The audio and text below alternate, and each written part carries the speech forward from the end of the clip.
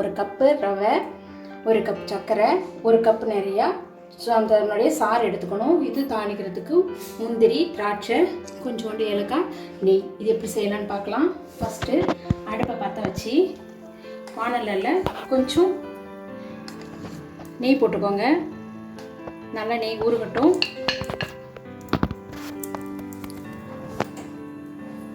நெய் நல்லா உருகிட்டு இருக்கட்டும். இப்போ இதில் திராட்சை முந்திரியும் போட்டு வறுத்து எடுத்துக்கலாம். பாருங்க,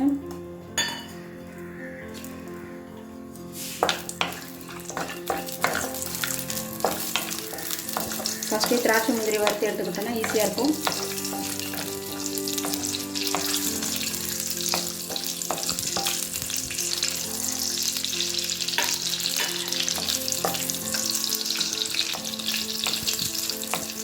தண்ணி வந்து 1 கப்பு ரவைக்கு 2 கப்பு வைக்கணும்.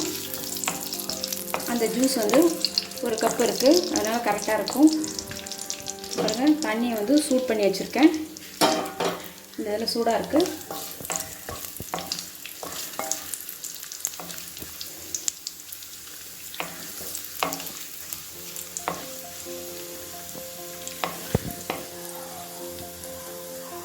நல்லா வறுத்தரிச்சு எடுத்துக்கலாம்.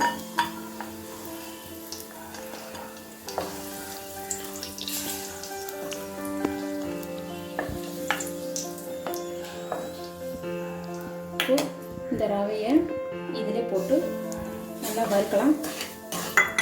மீடியம் ஃப்ளேமில் வச்சு செய்யுங்க, கரெக்டாக இருக்கும். இதிலே போட்டு கொஞ்சம் நல்லா வறுத்துருங்க. பாருங்கள், கலர் ப்ரௌன் கலரில் நல்லா மாறி வரும். ஒயிட் கலரில் இருந்து கொஞ்சம் பார்க்கறதுக்கு கோல்டு கலரில் மாறும். அந்த சமயத்தில் இந்த சூடு தண்ணி நல்லா சூட் பண்ணி வச்சுருக்கிற தண்ணியை ஊற்றி கொஞ்சம் மீடியம் ஃப்ளேமில் வச்சு நல்லா கிண்டி விட்டுருங்க.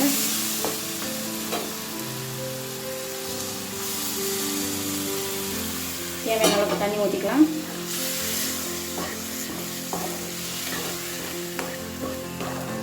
வேகட்டும். கொஞ்சம்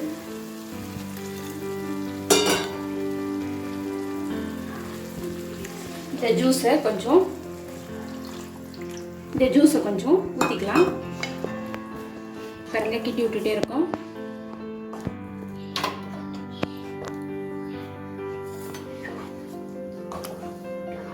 ஜூஸை ஊற்றிக்கலாம்.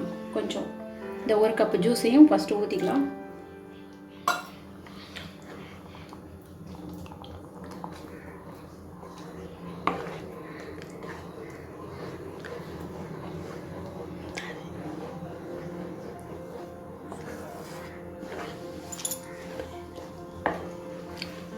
நல்லா கிண்டி விட்டுக்கலாம்.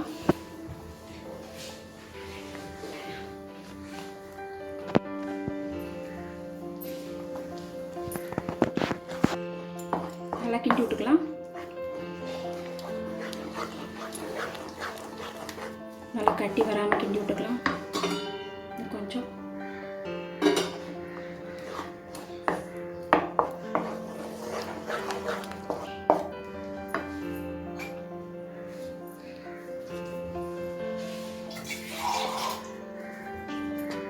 தண்ணி ஊற்றிட்டு பாருங்க, இந்த ஸ்டேஜில் இந்த 1 கப்பு சுகரை போட்டுடலாம். நல்லா கிளறி விடுங்க.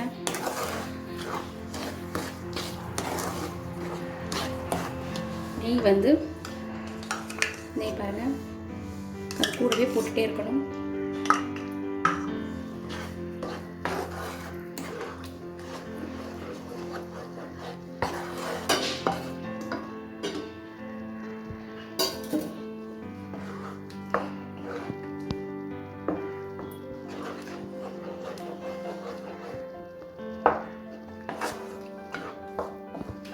வந்துட்டுருக்கு.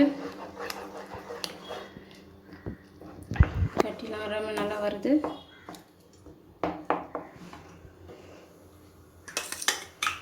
இந்த எல்லா நெய்யுமே இதில் போட்டுடலாம்.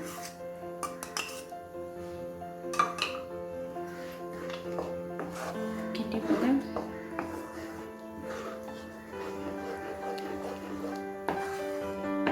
இந்த டிஷ்ஷை குழந்தைங்க எல்லாம் விரும்பி சாப்பிடுவாங்க, பெரியவங்களும் சாப்பிடுவாங்க. பாருங்கள், ரெடி ஆகிட்டுருக்கு.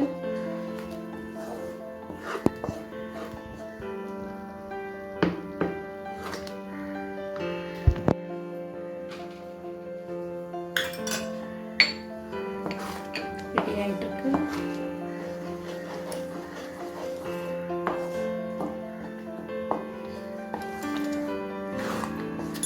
நல்லா கிண்டி விட்டுருங்க. இது இப்போ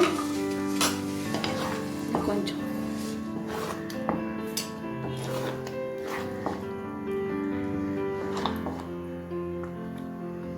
இந்த பபிள்ஸ் வரணும். இப்போ கொஞ்சம் இன்னும் கொஞ்சம் வேந்துடும்.